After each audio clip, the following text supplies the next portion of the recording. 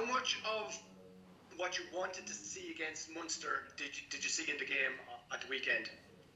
Yeah, it's always challenging when you're reintegrating players, so many players coming back in from the Ireland camp, and obviously the week after the Scotland game they had a week off. So you've got a double whammy where they've not had a chance to train and they've had a week off, which obviously means they slip a little bit out of the flow, so to speak.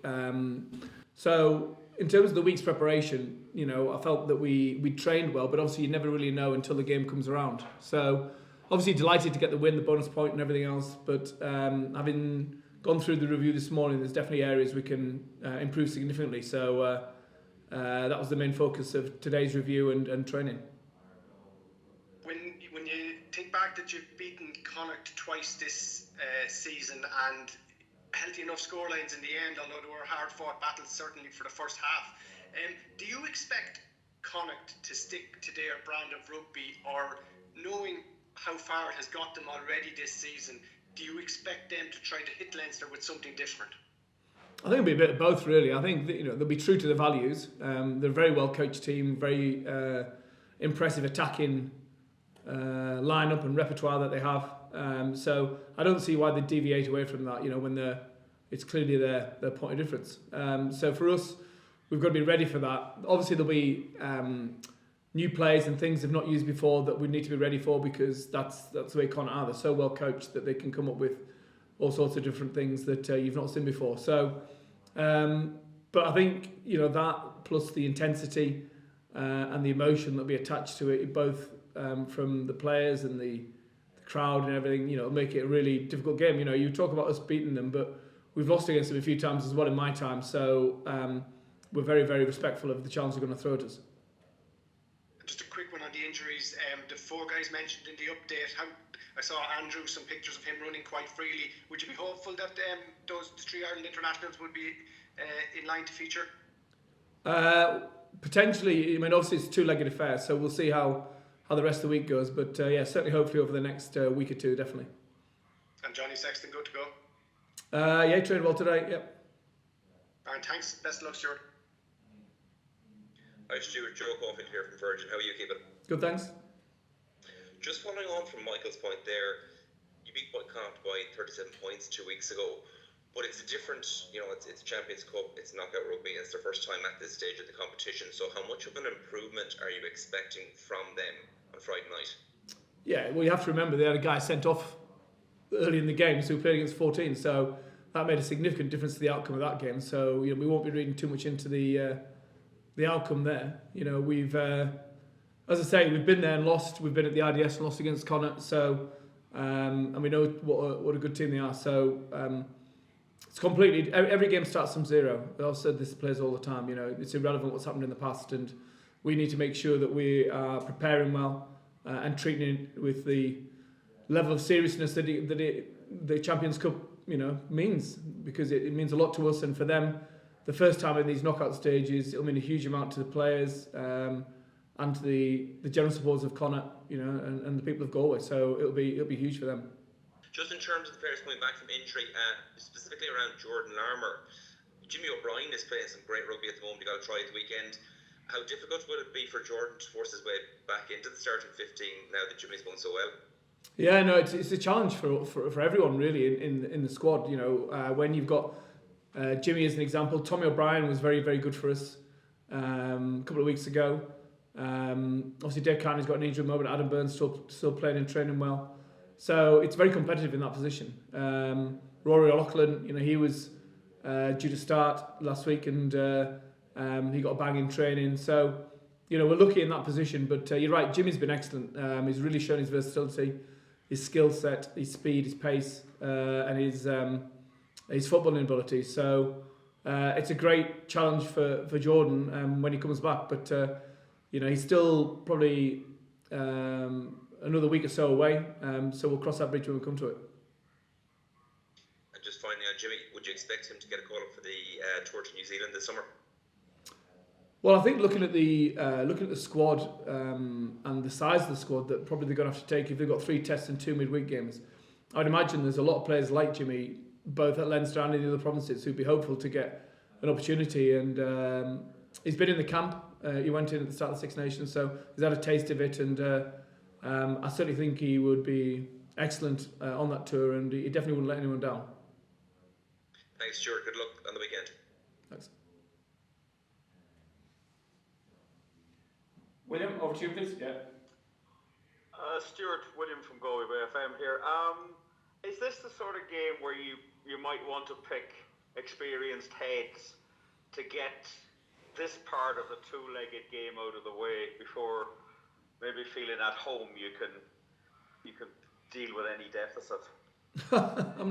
There's no looking ahead to week 2. I can assure you, it's week 1 and week 1 only. I think it's a dangerous game to play that. So no, for us it'll be pick our best team that we think can go there and put in a good performance and hopefully get a win, and then we'll deal with week 2 when it happens. I don't think you can start looking too far ahead. And can you explain how different I know you're in doing your training and stuff, but does Europe just have a completely different feel to the week-to-week competition like the URC? Yeah, I think any playoff game has a different feel. So whether it's a URC quarterfinal, URC semi-final, obviously there's a difference between that and the league games, because in the league game you can lose. This is slightly different because obviously it's a two-legged affair, but obviously the competition means a lot to players from Connacht and obviously for us at Leinster. So that definitely changes things. But it's the playoff mentality, I think, when you get to this end of the season that makes a difference. And this is quite unique, obviously, with the back-to-back games. But yeah, I think the Champions Cup means a lot to Leinster, but also for Connacht to be there for the first time in this playoff environment. I think it's a huge game. Well, we're looking forward to it. Have a good trip to Galway. Talk to you soon. Thank you. Thanks, William. Pat McCarry, please. Hey, Stuart, how's it going? Good, yeah. Listen, I suppose I don't want to kind of go over old ground too much, but this is just the first chance I kind of have a chance to ask this question to you. Just with the amount of kind of talent that you guys are losing next season, and with these 3 lads who are off to Connacht as well, just what was your take on the whole thing? Like it kind of, I know there's always kind of this production line is talked about, but it's a shame to kind of lose out on so many of these guys, isn't it? Yeah, it is. Obviously, you get very attached to players who you've coached for a long time, and for me personally, I've had a lot of good memories of the players who are leaving. But as you say, there is a cyclical nature to the evolution of squads. You know what I mean?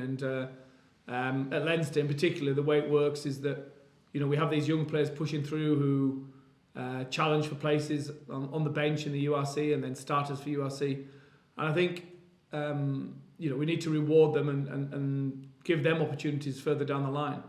I think the danger is you end up with a very same squad over the course of the next 2, 3, 4 years, which is fine to a point. But I think the constant evolution, is the way to go to be successful for the long term in professional sport. So rather than take the same squad all the way through to its end and then transition and bring a whole new group in, it's a hard way to do it that way. Whereas 2 out of the top and 2 in at the bottom, the evolution rather than the revolution is the way to go, I think. And I think Leinster do it very well. And I just see Michael there now, so I'll just ask you, I'll sneak in one more quick one there. You've got, there's a lot of players you're going to be keeping an eye on, but someone who kind of really impressed during the Six Nations was Mac Hansen. Just, have you guys been studying him more closely now over the last couple of weeks, knowing that you're going to come up against him? Yeah, he was a bit of an unknown quantity when he arrived, obviously, at Connacht at the start of the season, but he's very well known now, and rightly so. Obviously, the boys have spent a lot of time in camp with him. They've got high regard for him as a person, as a player. So yeah, he's one of many threats. Bundy, I'm sure, will be potentially available. So across the board, they've got a lot of very good players who we need to be wary of, and Mac's definitely one of them. Perfect, thank you. Michael Corcoran, I know you're after coming on there.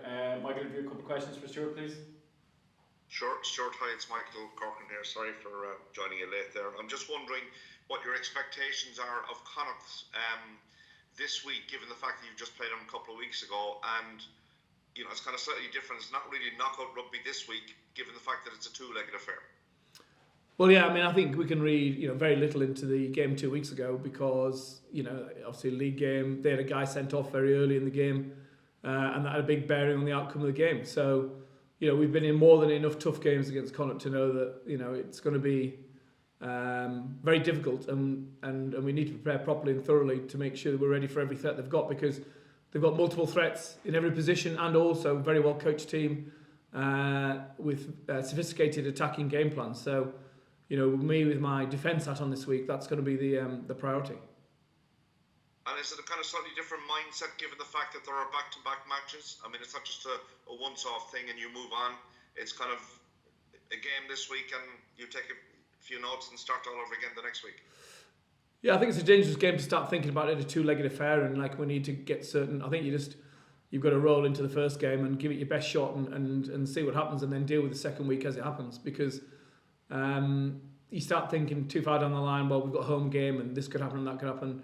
You take your eye off the ball. All we need to do is go and put in a really good performance over in Galway and find out where we end up at the end of the day, and we'll prepare properly again for the game at the Aviva. And do you sense a noticeable difference, even a slight difference in terms of the players and European week compared to the URC week, given the fact you've had a successful last couple of weeks in the other competition? Yeah, definitely. I mean, as I said before, it's the playoff mentality, and obviously the Champions Cup is the Champions Cup. You only have to play the music and get the boys, talking about what it means to Leinster to try and get that fifth star and how hard it is, and the heartache we had in the last couple of years. It takes very little motivation to get them ready for this week. Good man, thanks very much. Appreciate your time. Just wondering, is there any advantage to playing the first leg away, say in Galway next weekend, and then obviously depending on the result, what you have to do back at the Aviva? Is that an advantage? To be honest, it's not something I've thought about, and I'm definitely not getting the players to think about it. The only thing we're thinking about is making sure that we prepare and play well against Connacht. We know it's a very difficult place to go and win. Obviously, we're delighted to get the win a couple of weeks ago, but as I say, that was in mitigation, with the player sent off for Connacht early in the game. So, I've been there and won, and I've been there and lost heavily. Like I say, it's sort of irrelevant in my mind. I just make sure that we want to make sure we get the team prepared and play well, and then we'll deal with the home game as and when it happens.